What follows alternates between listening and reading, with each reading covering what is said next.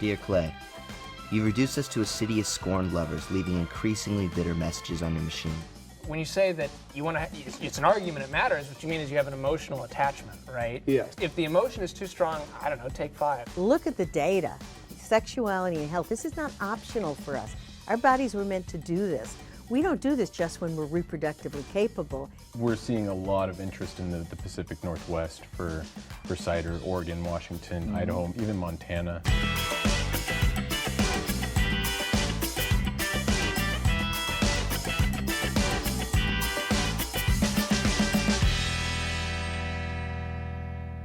Hey there, I'm Bill Radke. Welcome to Pie.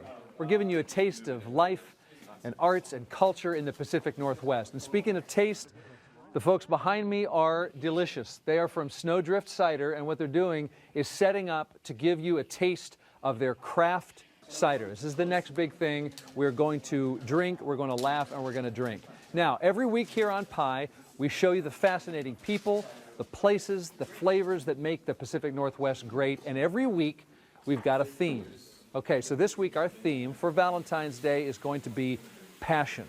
So, coming up, how to argue with your significant other with the right kind of passion, not the wrong kind.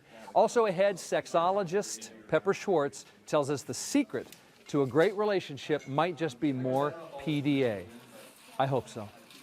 Yeah, we're just resetting in the background.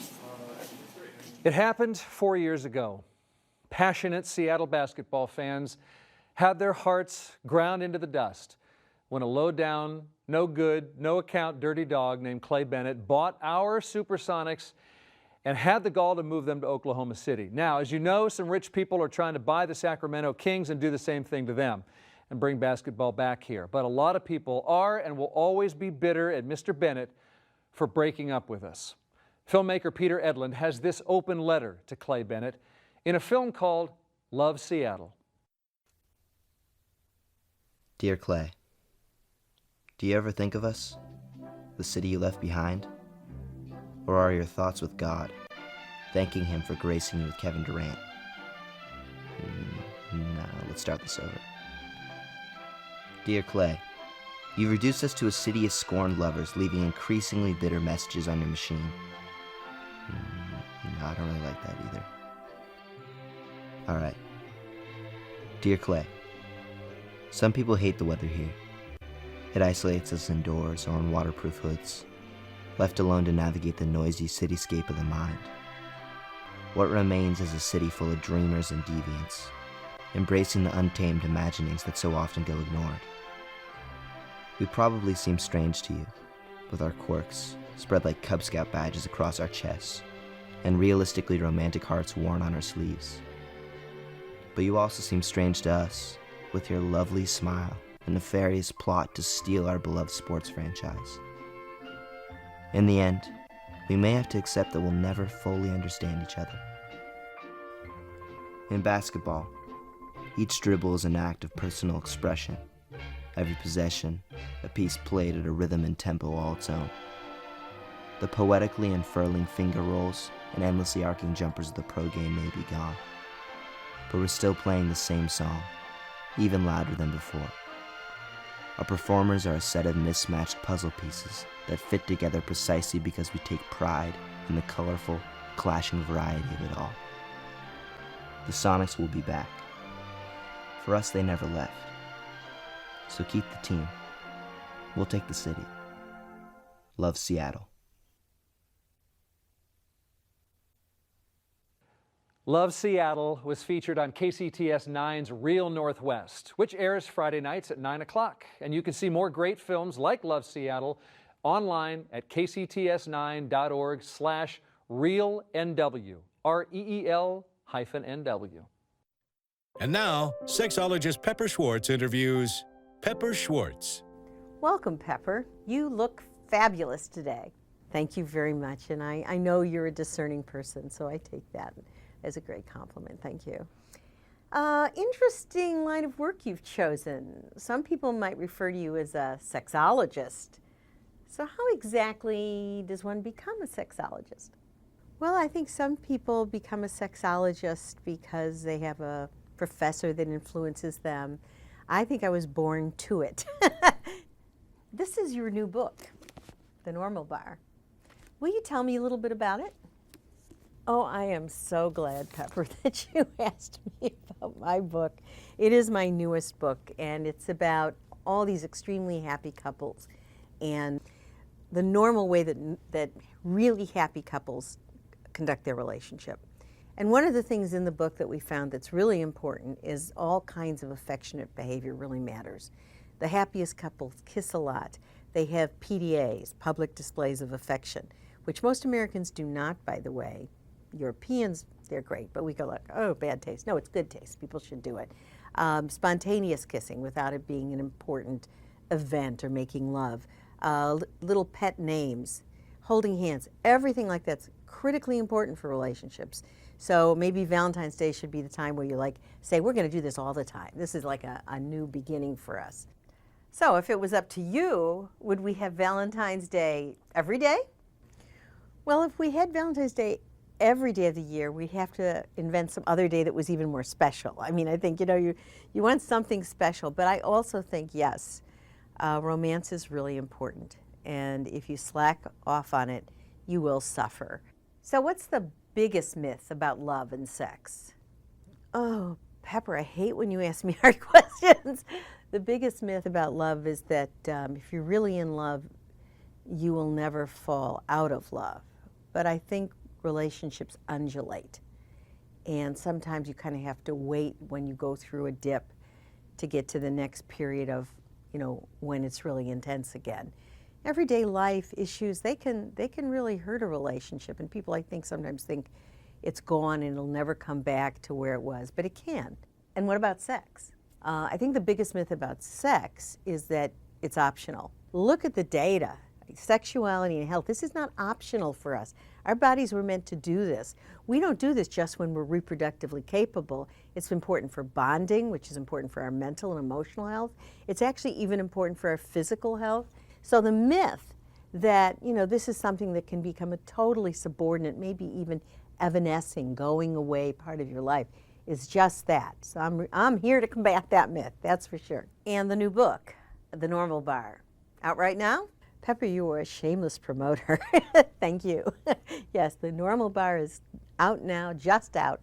It was published February 5th legally, and I think that I'm proud of it. I hope you will take a look and hope it'll help their relationships. Pepper Schwartz, you doll. Thank you so much for joining me today. I am so glad you asked me. I've had a very good time. Okay, so I'd like to talk to my wife for a moment, if I could.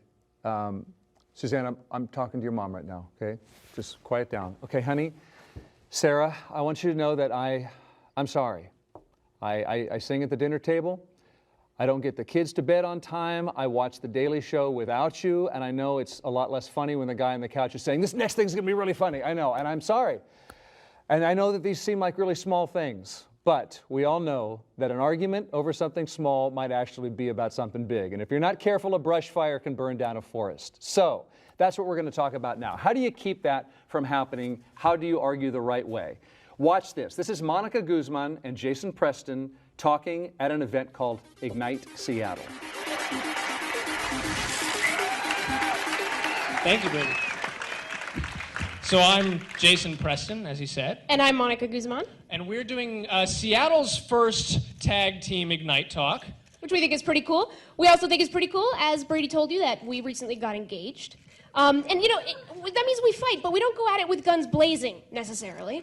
And we're also not standing up here, saying that we're like psychological experts. We have no degree in this. But the weird thing about us is we actually like to argue. Like, we think we're kind of smart or something, and we always think we're right. It's true. And she leaves dishes in the sink all the time, well, guys. Because that's where it makes sense, no, right? It I mean, it's out of the way. And try to talk to you about money. Oh, my God. Well, it's a scary thing. And this guy plays video games like 24/7. It's so in the way. And you then didn't know about toilet paper. Did anybody get this memo from guys about toilet paper and the direction it needs to go? Insane. But seriously, guys, just because you're angry doesn't mean you're having an argument. How many of you guys out in the audience have said something like this in an argument before? Yeah? Keep your hands up if it went well. It didn't, because words like always and never and mother are rarely true. you really want to be able to separate facts from feelings. Because here's the thing, feelings, as we know, I mean, they're strong. Sometimes they're the root of an argument. Sometimes they're the fuel of your argument. But are they really something that makes sense? You know, making this presentation, we learned something about ourselves. We learned that, you know, I like to kind of take things seriously sometimes, and this guy just makes a joke about everything he can. So you take the feeling, you separate it from the fact, you focus on the fact, or you at least acknowledge the feeling, you go somewhere. The other thing to do is let go of your pride. When it's just one person, you're talking to yourself, you know, it's pretty easy to just say, oh, that was a stupid idea, forget that. But you add a second person, you have ego. Suddenly it's hard to change your mind. Listen, it's okay to change your mind. Not there. You know it's not okay to change your mind there, right? All right. Okay, good. And you know, actually, Jason and I have discovered something that's a little bit of a secret weapon in all of this for us. Baby talk. You do baby talk. Yeah. Because here's the thing that the baby talk does, is it takes tone, and it like diffuses the situation before it even like becomes like an argument thing, right? And the other thing, yeah. And the other thing that the baby talk does is it reminds you that what really matters is that, you know, is like two people and you kind of like the other person, and so I don't know, some arguments you'll win and some you won't. But maybe the better goal in an argument is just to seek, I don't know, clarity and understanding about the other person. I'm Jason Preston. And I'm Monica Guzman. Happy argument.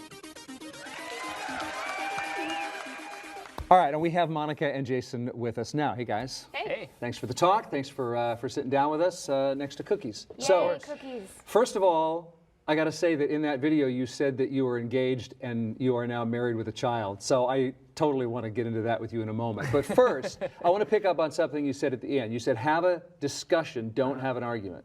Here's the thing. My wife and I love each other much, but it kind of, I feel like when we're arguing, it kind of has to be an argument, because if I feel like I'm getting a bad rap, I want to change her mind. I don't want to just exchange points of view. Like, how can it not be an argument if we care about the topic? It's more about...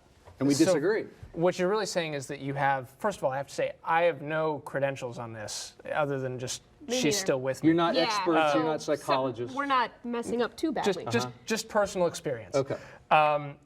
The thing is, when you say that you want to, it's an argument, it matters, what you mean is you have an emotional attachment, right? Yes. And that's fine. I think, you know, the big thing is just, if the emotional attachment is so strong that you can't in your mind think of it as like, okay, there's a back and forth, there's a discussion here. Nobody's right, nobody's wrong. Do I really have to think that? You don't have to think, you can think you're right. I mean, but just, you know, if the emotion is too strong, I don't know, take 5. Yeah, but there's a lot at stake. I mean, you'll start to just create a tally, you know, of all this. But you said that before, but I thought yesterday you said something else. Right, so you kind of want to keep the record corrected. Exactly, and we all want to be understood as much as we possibly can. And we have, you know, a lot at stake in that, especially with the person you spend the most time with. Yeah. I still can't believe we actually spoke in baby talk on stage. We got comments after that like, wow, you guys, nice. Talk about putting ego aside, right? Yeah. Really, you opened yourself up. So, we did. But doesn't the baby understand your baby talk? I mean... He's got his own dialect of baby talk reserved for him. Okay. Whole new words we've created for him. He's 6 months old. His name's Julian. He's wonderful. But yeah, it's a different language, so...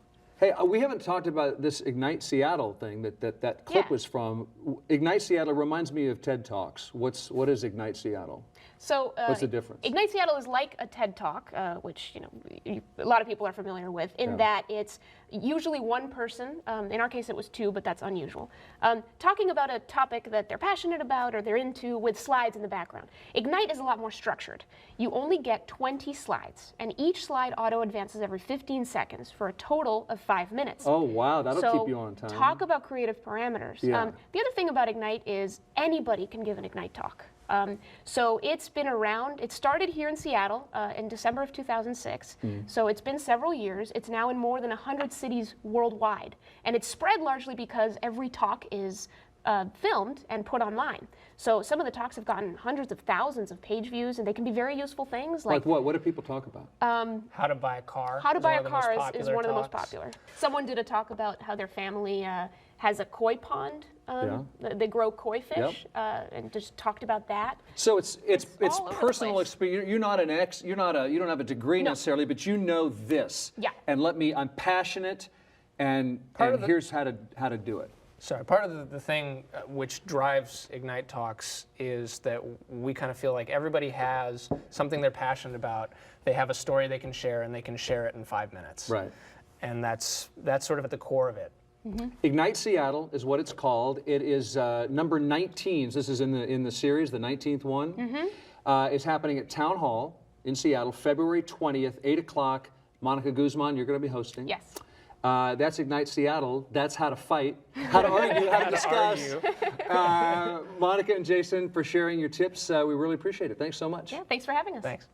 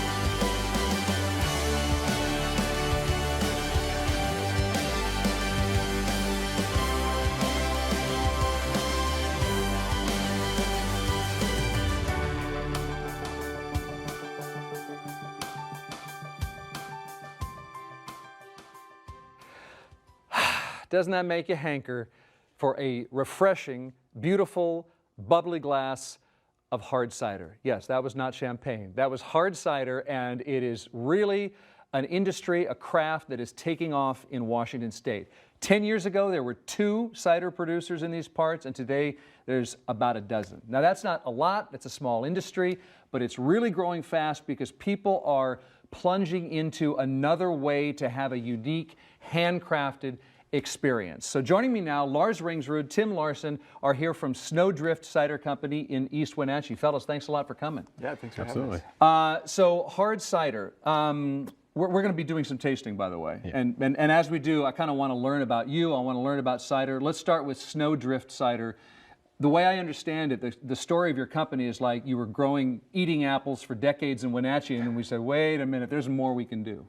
Yeah. That's exactly it. Our family has been growing in the Wenatchee Valley for generations, and we decided we've got all these apples. There's got to be something else we can do besides send them to storage and to the market. And so we were looking at different things we could do, and we kind of landed on the idea of making hard cider. Now I'm talking about cider like as if it's this, new discovery. Except really, when I think hard cider, I think Ben Franklin and Thomas Jefferson in a pewter mug. Oh, right? yes, absolutely. There's a long, rich history of cider in the U.S. The French and English brought it with them as they began colonizing the U.S., and it was up there with beer as the top beverage that was consumed. And it wasn't until the Industrial Revolution, as people started moving away from their farms, that you started to see a decline in cider. We're going to do some tasting, like I said. So let's bring our newlyweds back into this because they've been arguing off camera. No, we have. Not really. So Monica and Jason, we're gonna all jump into this and taste and be honest about what you like and don't like and what you're curious about.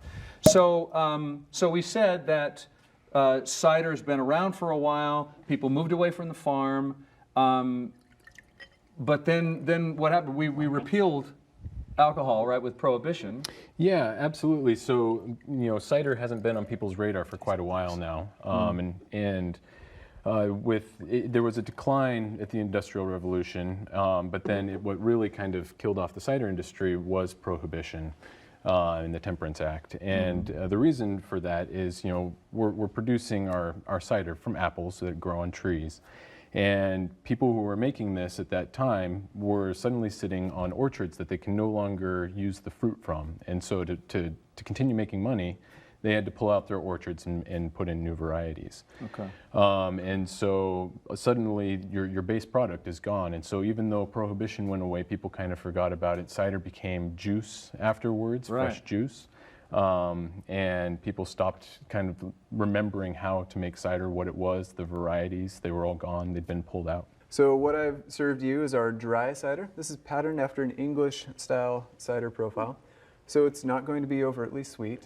It's not really going to have much fruit or apple character. What you do taste is kind of a limey profile with some butterscotch, some deeper bittersweet apple characteristic that's going to come across as kind of earthy spice. Now, I'm a newbie, right? So I got to say that I kind of was expecting more of, I guess, the sweetness, like a Granny Smith bite. What do you sell more of? This very subtle dry cider, or are most people like me, we're not so sophisticated yet, and we want the sweeter stuff? Yeah, you've exactly nailed the influences that we see. Our dry and our sweeter ciders sell at about the same rate. There are people that have drunk more and are more familiar with the flavors, and there are people that are just coming into it from maybe drinking beer or red wine or from nothing, and they do expect more of a juicy flavor, a little bit more sweetness. But like wines, I expected it in a box with a straw sticking out. So I was off. Shall we pour another while we're talking? Yeah, absolutely. Okay. So talking about the alcohol of it, how does it compare to beer and wine? It kind of sits in between the two. Cider typically will range from about 6.5% to 9% alcohol. It depends a lot on the growing regions, the kind of the temperatures and everything of when the apples were grown. But it's definitely lower than wine, usually a little higher than beer. So you can drink more or less of it. I feel like with cider, especially if it were sweeter, like I'm not tempted to chug wine. But even if the cider is hard, if it's sweet, I feel like it's very drinkable. It's very easy to drink it. It's very drinkable, yes, absolutely. A lot of times in pubs, you'll get a smaller pour size, and it isn't nearly what wine alcohol content is. And so it's not quite sessionable like a lot of beers are, where you're going to grab one after the other, but it is very enjoyable and palatable, so it is easy to consume quickly. Yeah. Now this is a sweeter. Yeah, so this is our Cliff Breaks blend, and this is, designed more for the Northwest kind of palate, an American approach. So this has a little bit more sweetness. You'll notice it's juicier, but it has a lot more tannin and acidity as well. So the perception is still balanced. Yeah, you just mentioned your tongue is dried out. That's the astringency from the phenols in the cider apples. And this one really showcases the intensity that the varieties of cider apples that we use can bring to a cider. So what do you eat with a cider? You know how wines pair with things? Yeah. What does cider pair with? Cider pairs wonderfully with a wide variety of foods, especially artisan breads and cheeses, charcuterie. But really, especially with the range of flavors that we have to work with, you can have it pair from anything from Thai food to Carolina-style pulled pork sandwiches, and it will cleanse the palate. It will complement. I want to let people know how to get Snowdrift cider. Yeah, where do we find you? Oh, well, in Seattle, we're at Central Markets, PCCs, Whole Foods, specialty bottle shops. We have a full list on our website of locations at snowdriftcider.com, and a number of pubs around the area. Lars and Tim, delicious and aromatic, and Monica and Jason, thanks for tasting it with us. Thanks, guys. Thank you. Thank you. Thanks. Hard cider, it's like, it's the next big thing in the foodie movement, especially here in Washington State. And cheers to everyone. Happy Valentine's Day. Yeah, cheers. Likewise. Local production of Pie is made possible by BECU. We are looking out for one another. We're putting people ahead of profit. We're the largest credit union in Washington, and we think it's time doing the right thing became the popular thing. We are BECU. All right, that's it.